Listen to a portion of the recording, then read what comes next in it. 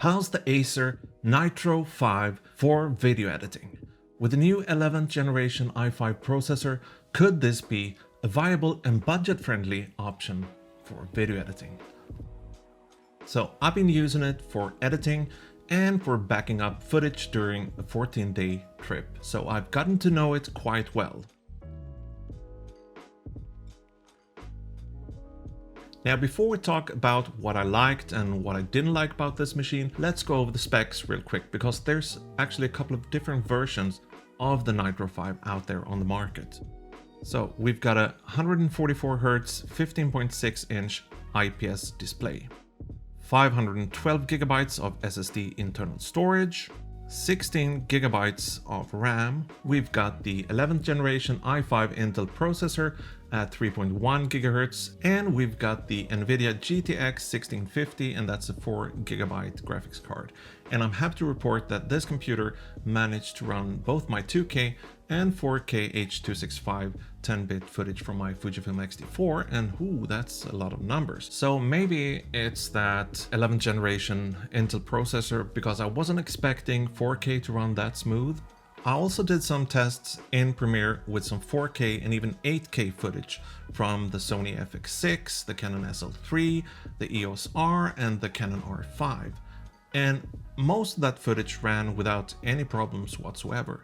It wasn't until I got to some of the clips from the Canon R5 that I started to see some choppy, slow playback. But I wasn't too surprised about that, because the Canon R5 is known for creating some pretty heavy and taxing files, and I've even heard people complaining about their computers crashing and even spontaneously reboot when they try to edit some of this footage. I might post a more detailed video about how these different files ran in Premiere Pro. Let me know if that's something you want to see. But yeah, the question is this a good budget-friendly laptop for video editing? And I would have to answer yes for the most part. I really like the performance it offers for the price. I was surprised to see how much this machine could handle. So for editing things like vlogs and other types of videos for social media, this is definitely a valid option.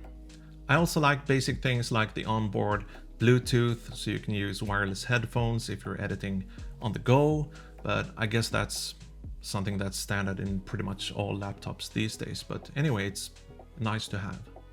And the USB-C port on the computer allows you to hook up external SSDs and edit straight off of those. And it also makes backing up footage and moving things around between computers a lot faster and easier. Now, if you don't want to use external drives, there's actually plenty of room to expand the internal storage as well, so it's totally up to you. Now, there is a couple of things that I didn't quite like about this, or things that could be a bit better. So let's start with the monitor.